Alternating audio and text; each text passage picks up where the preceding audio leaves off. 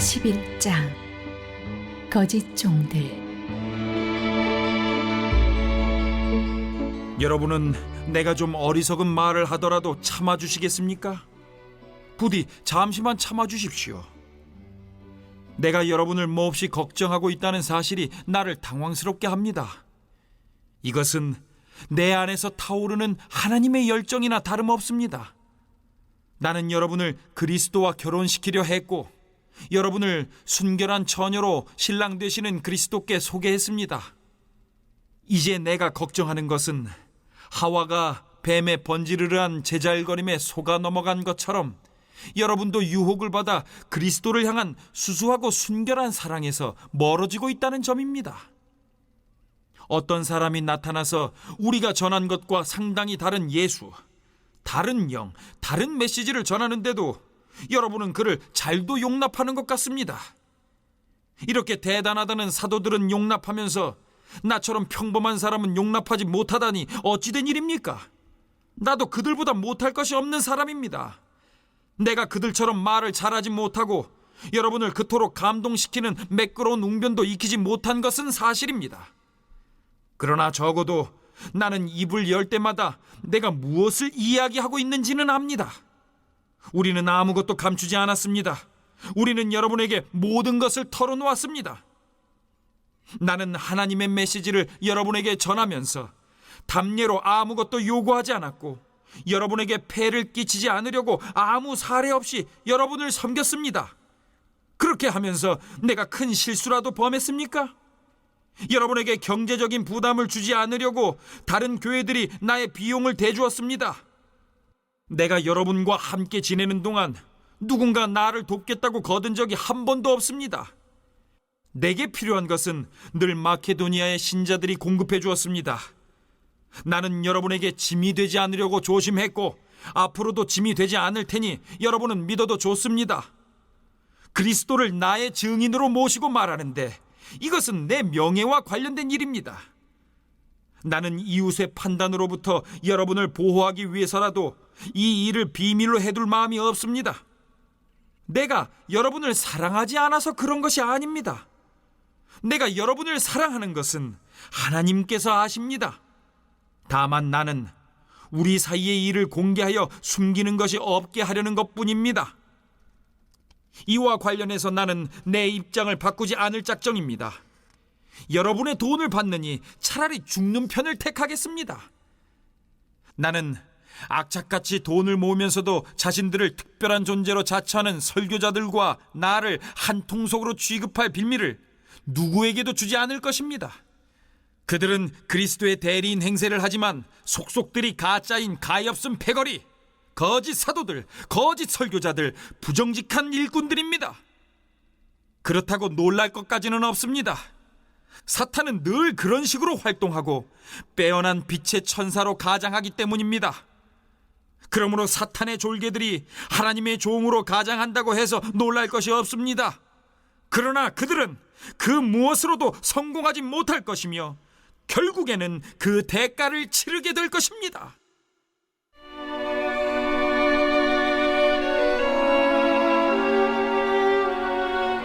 여러 번 기나긴 밤을 홀로 지새우고 출발점으로 다시 돌아가서 말씀드리겠습니다. 내가 다소 어리석은 말을 계속하더라도 나를 비난하지는 말아주십시오. 비난하려거든 차라리 나를 어리석은 사람으로 받아들여서 내가 큰 소리 좀 치게 해주십시오. 이러한 말투는 그리스도에게서 배운 것이 아닙니다. 절대로 아닙니다. 그것은 내가 요즘 인기 있는 현란한 설교자들에게서 찾아낸 못된 버릇입니다. 여러분은 재판석에 앉아 이 모든 사기극을 관찰하기 때문에 예상치 않게 이따금 찾아오는 어리석은 자들의 비위까지 맞춰줄 여유가 있는 모양입니다. 사기꾼들이 여러분의 자유를 빼앗고 여러분을 이용해 먹고 여러분에게 터무니없는 돈을 청구하고 여러분을 윽박지르고 여러분의 뺨까지 때리는데도 여러분은 그들을 감탄스러울 정도로 참아줍니다. 나라면 여러분에게 그렇게 할 수 없었을 것입니다. 우리는 그런 짓을 참을 만큼 비위가 강하지 않기 때문입니다.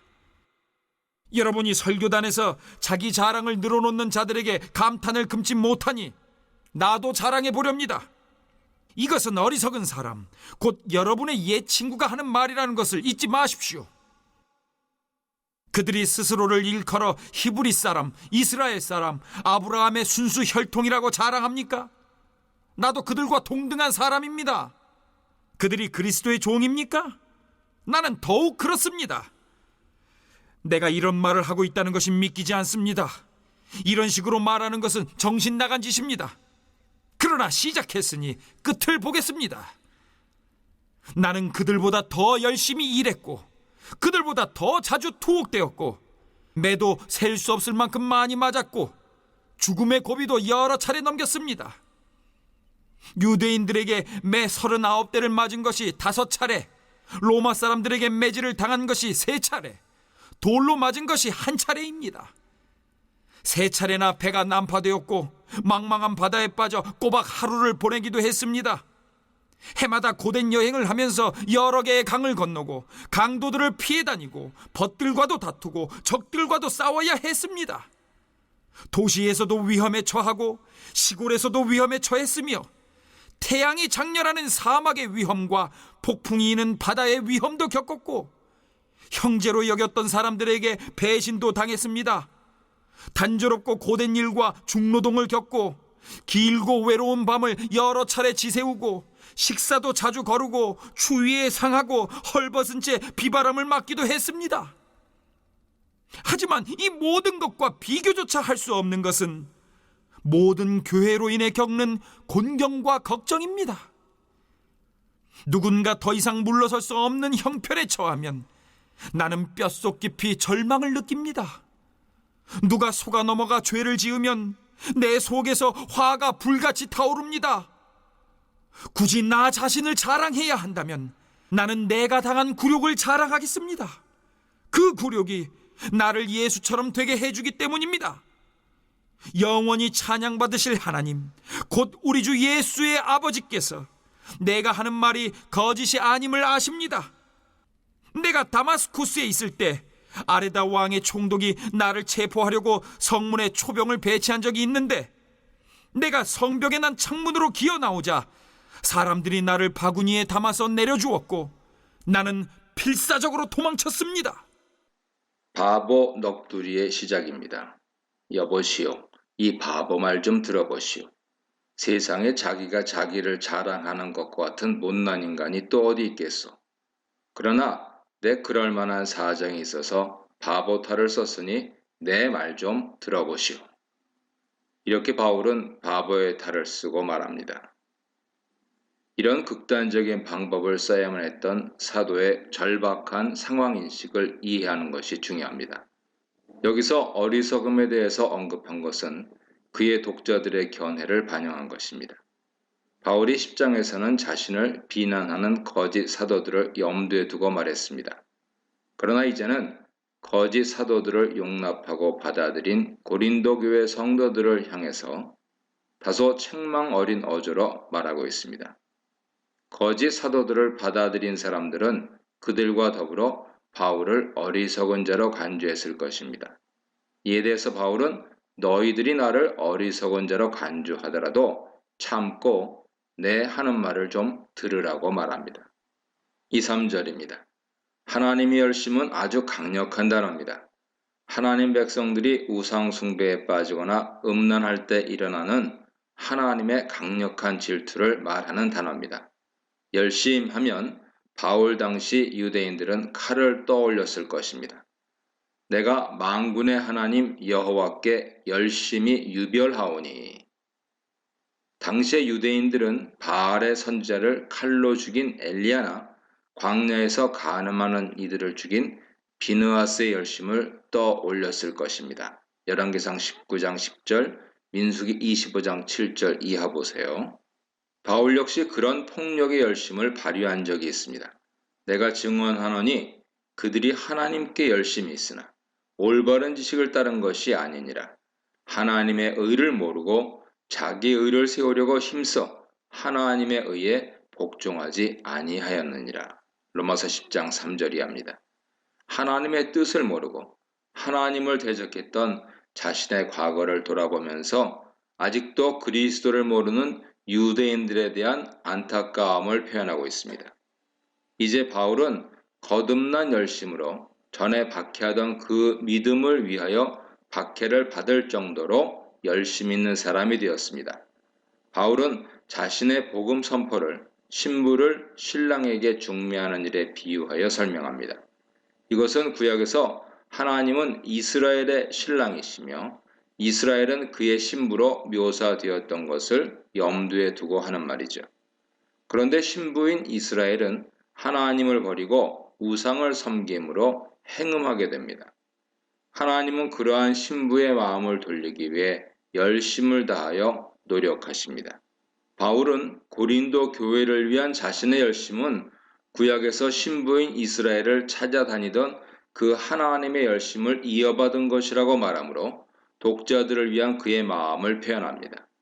바울이 이렇게 열심을 내는 이유는 바로 거짓 사도들의 활동 때문이죠. 그들은 정결하고 헌신적인 믿음을 가진 성도들을 미혹하여 행음하는 창기처럼 부패하도록 만듭니다. 바울은 그들을 하와를 미혹했던 뱀에 비유하면서 사탄적인 존재라고 정죄하고 있습니다. 4절입니다. 다른 예수, 다른 복음, 다른 영은 기독교 공동체 내에서 수용할 수 있는 다양성으로서의 입장 차이를 말하는 것이 아닙니다. 바울은 고린도 교회가 그럼에도 불구하고 이들을 용납하고 받아들였다고 지적하고 있습니다. 5절 6절입니다.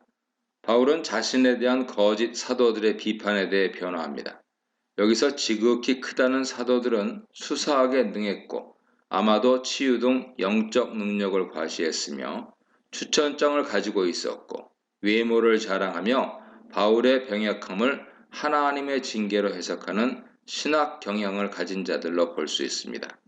오늘날의 용어로 승리주의, 즉 예수를 믿으면 성공하고 번영할 일만 생길 것이라는 사고로 볼 수 있죠.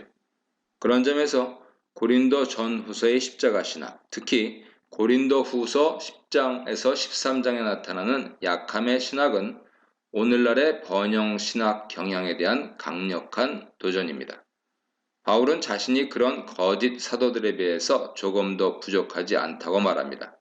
또한 말에 어눌한 사람이라는 비난에 대해 변호합니다. 자신이 비록 말에는 뛰어나지 못하지만 혹은 평범하지만 지식에는 그렇지 않다고 말합니다. 그리고 자신의 그 지식을 모든 사람에게 분명하게 드러냈다고 말하죠. 바울이 이렇게 말하는 것은 자신에 대한 비판을 우회적으로 반박하는 것입니다. 사실 바울은 언변이 매우 좋은 사람이었죠. 바울과 바나바가 루스드라에서 복음을 전할 때 바울은 말을 잘하는 사람이었기에 헤르메스 신이라고 불려지기도 했습니다. 결국 바울은 사도로서의 자질이나 자격에 있어서 자신이 그 어떤 사도들에게도 뒤지지 않는다고 변호합니다. 7절 12절입니다. 당시 연설가들은 연설이나 강의 대가로 금전적인 대가를 받았습니다. 바울은 고린도에서 사역하면서 고린도 교인들의 돈을 받지 않았던 것 같습니다. 이것이 시비거리가 되었습니다. 자격이 없으니 안 받는 것 아니겠느냐는 것이죠. 바울은 고린도에 머물면서 마게도냐 교인들의 헌금의 도움을 받았습니다. 왜 그랬을까요? 두 가지 가능성이 있습니다. 첫 번째로 한 지역에 머물면서 그 지역 교인들에게서 돈을 받으면 생길 수 있는 문제점들을 고려하여 그 지역을 떠날 때나 멀리 있을 때는 받았던 것 같습니다. 두 번째로 고린도 교인들이 바울에게 돈을 주는 방식과 태도에 문제가 있었을 수 있습니다. 빌립보 교인들은 교회 재정을 모아서 교회 이름으로 바울을 지원했지만 고린도 교회는 개인적으로 바울을 지원했던 것 같습니다. 로마서 16장 23절, 고린도전서 16장 15절 보세요.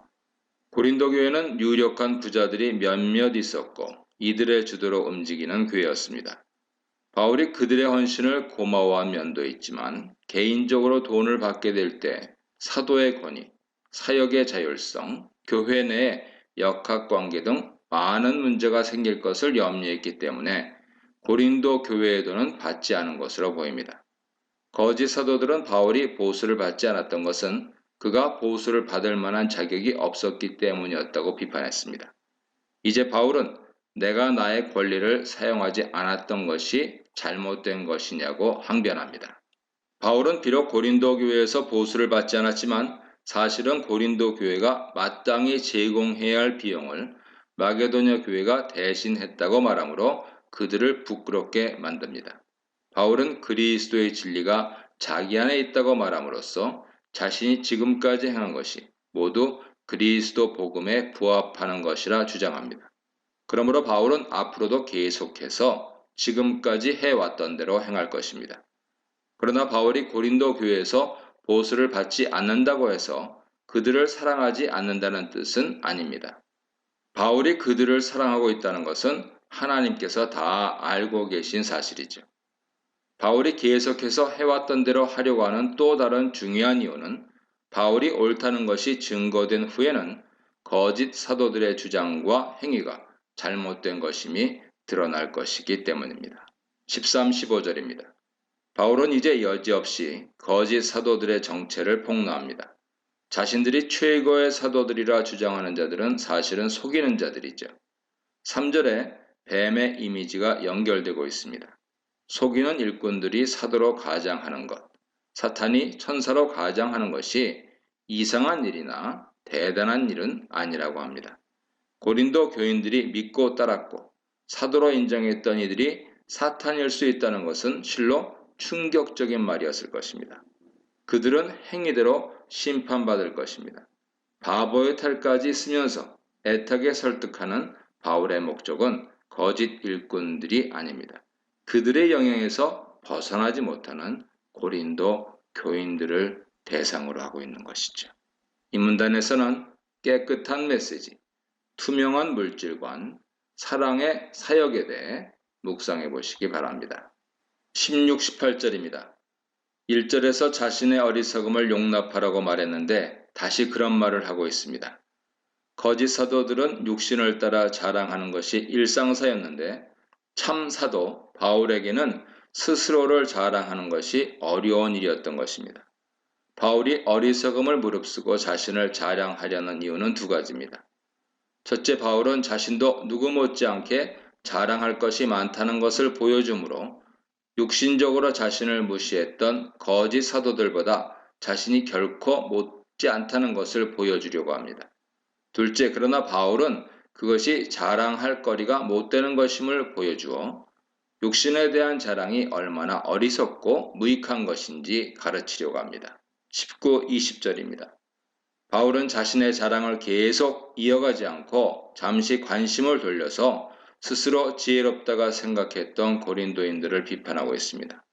그는 다소 냉소적인 어투로 너희가 지혜롭다고 하면서 어찌하여 어리석은 자들을 용납하는가 라고 말합니다. 그는 이어서 왜 고린도 교회 성도들이 어리석은지 5개 동사를 이용해 생생하게 묘사하고 있습니다. 종으로 삼다, 잡아먹다, 사로잡다, 교만하게 굴다, 뺨을 치다. 이것은 고린도 교회가 받아들였던 거짓 사도들에 대한 묘사인데 그들이 얼마나 교만하고 탐욕적인 존재들인지 설명하는 것입니다. 그러나 고린도 교회 성도들은 자신들이 이렇게 약탈을 당하면서도 그것을 모르고 있으니 참으로 어리석은 사람들이었습니다. 1장 24절에서 바울은 내가 너희 믿음을 주관하려는 것이 아니다고 말했습니다. 바울은 유순하고 겸손하게 회중을 존중하며 약하게 목회했고 거짓 사도들은 권위주의적으로 강하게 목회했습니다. 그런데 고린도 교인들은 바울의 약함을 비난 대상으로 삼았고 그의 약함을 멸시하기도 했습니다. 이런 그들의 태도가 얼마나 어리석은지를 밝힙니다. 과도하게 권위주의적인 사역자들에게 약한 교인들이 있습니다. 바울의 표현대로라면 거의 종교적인 자기 학대라고 보아야 합니다. 21, 27절입니다. 21절 상반절에서는 그가 약하다는 비난을 일단 인정하면서 본격적인 자랑을 시작하고 있습니다. 22절은 일반적인 자랑이죠. 23, 27절에서는 고난을 자랑으로 내세우고 있습니다. 바울은 거짓 사도들이 육신에 따라 자신을 자랑하는 그런 형식으로 자기도 자랑하기 시작합니다. 자신도 그들과 같이 히브리인이고 이스라엘인이며 아브라함의 씨라고 말합니다. 아마 이러한 자랑은 거짓 사도들이 주장했던 사도로서의 조건이었던 것 같습니다. 이런 측면에서 바울은 그들보다 결코 못하지 않다고 주장합니다. 그러나 거짓 사도들과 바울 사이의 비교에서 절정은 그들이 그리스도의 일꾼이라고 말한 것에 있습니다. 바울은 앞에 세 가지 주장은 인정하지만 이것은 결코 인정할 수 없었습니다. 그래서 그는 내가 미친 것처럼 말한다고 한 후에 나는 더욱 그러하다고 주장합니다. 여기서 더욱 휘페르라는 말은 비교의 의미에서 바울이 그들보다 더 나은 사도라는 뜻이 될 수도 있지만 나야말로 진실로 사도이다 라는 뜻으로 이해하는 것이 더 합당합니다. 그들이 그리스도의 사도라고 주장한 것은 미친 소리이기 때문이죠. 바울은 자신이 진실한 그리스도의 일꾼이라고 주장한 후에 복음을 위해서 받았던 그의 고난에 대해 열거하기 시작합니다. 바울이 자신의 고난 목록을 열거하는 이유는 참된 그리스도의 사도됨의 증거와 자랑은 그리스도를 위한 헌신과 희생에 있는 것이지 자신의 신분이나 배경을 자랑하는 육체적인 조건에 있는 것이 아님을 강조하기 위해서입니다. 바울이 소개하는 자신의 경험은 복음을 위해서 열심히 수고하고 옥에 갇히고 매를 맞고 죽을 뻔한 것으로 점진적으로 고난이 가혹해지는 방향으로 진행되고 있습니다. 우리는 이 고난의 리스트를 사도 바울의 존경할 만한 삶의 표시로 보는데 익숙합니다. 그러나 이런 시각은 바울 청중에게는 당연한 것이 아니었습니다. 그들은 사역의 성공과 눈에 보이는 성취를 하나님이 함께 하시는 표지로 보았습니다. 고난은 버림받은 증거였습니다. 4장 9절에 박해를 받아도 버림받지 아니하면이라는 말에는 이런 사고가 전제되어 있는 것이죠. 28, 29절입니다. 바울의 고난 목록은 그가 복음을 위해서 얼마나 희생하고 헌신했는지 생생하게 보여주고 있습니다. 뿐만 아니라 교회를 위한 그의 염려도 육신적인 고난 목록 못지않게 고통스러운 것이었습니다. 교회가 믿음에 약해지거나 실족하면 그가 애타했다는 것은 고린도 교회를 생각할 때 더욱 그러했을 것입니다. 개인적인 고통들은 그래도 감내할 수 있으나 교회가 흔들리고 거짓 선지자들 때문에 잘못된 길로 가는 것을 보는 것은 바울이 감당하기 힘들 정도로 큰 고통이었습니다. 이러한 고통의 깊이를 이해하면 바울이 책망하는 편지를 쓴 것, 그리고 지금 자랑하고 있는 것을 이해할 수 있습니다. 누가 약하면 내가 약하지 아니하며에서 바울은 자신의 약함은 교인들의 약함에 동참하기 위하여 자발적으로 선택한 것이라고 말합니다. 피상적으로 보면 바울은 에베소에서 큰 고난을 당했고 고린도 교인들은 스스로 안정된 상태에 있다고 생각했습니다. 그러나 바울이 보기에 그들은 날마다 염려해야 할 대상이었습니다. 고린도 교인들은 바울의 약함이 자신들을 위한 것인 줄도 몰랐고 자신들이 약한 상태에 있다는 것도 몰랐습니다. 30절입니다. 제정신으로는 도저히 할 수 없는 자기 자랑의 절정에 바울은 도달해 있습니다. 이제 약한 것을 자랑하겠다는 것이죠. 자신의 업적이나 능력을 자랑하는 거짓 사도들이나 세상의 방식과는 정반대의 방향, 즉 약한 것을 자랑하겠다고 합니다. 이렇게 함으로써 바울은 모든 자기 자랑의 근거를 해체합니다. 이 자랑은 고린도전서에 극명하게 나타난 십자가 신학과 그 괴를 같이 합니다. 31, 33절입니다. 드디어 바울은 약한 것을 자랑할 수 있는 기반을 마련했습니다. 이 자전적 고백의 절정에서 바울은 다메섹 성벽에서 광주리를 타고 내려온 경험을 말하고 있습니다. 이는 당시 군사적 영예의 꽃이었던 코로나 무랄레스, 즉 공성전에서 가장 먼저 적의 성벽에 오른 장교에게 면류관을 수여하던 관행을 패러디한 것으로 보입니다. 로마 군대 장군에게 가장 큰 영예는 전쟁에서 이기고 수도 로마에 돌아와서 개선식을 거행하는 것이었습니다. 바울은 이미 개선식의 영광을 정면으로 뒤집으면서 시대사조에 도전한 바 있죠. 그레코 로마 군대에서 초급 장교들에게 최고의 영예는 성벽을 공격하면서 가장 먼저 성을 점령하는 병사에게 주어졌습니다. 이제 바울은 이 군사 관습을 완전히 전복시킵니다. 내가 얼마나 비겁한 놈인 줄 아시는가?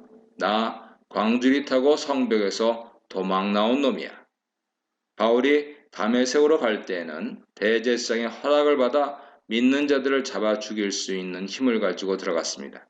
그러나 그가 회심한 후에는 자신의 목숨조차 다른 사람의 도움을 받아야 지킬 수 있을 만큼 약한 자가 되었습니다. 그럼에도 불구하고 바울이 그것을 자랑할 수 있는 것은 그가 참된 그리스도의 사도이기 때문입니다. 바울이 말하려는 요점은 이것입니다. 참된 사도의 특징은 거짓 사도들처럼 자신의 위대함을 자랑하는 자가 아니라 그리스도의 위대함을 드러내기 위해서 자신은 약한 자가 되고 희생하고 섬기는 자가 되는 것이다 하는 사실이죠. 이 문단에서는 마지못해 하는 자랑, 고난 자랑, 약함 자랑에 대해 묵상해 보시기 바랍니다.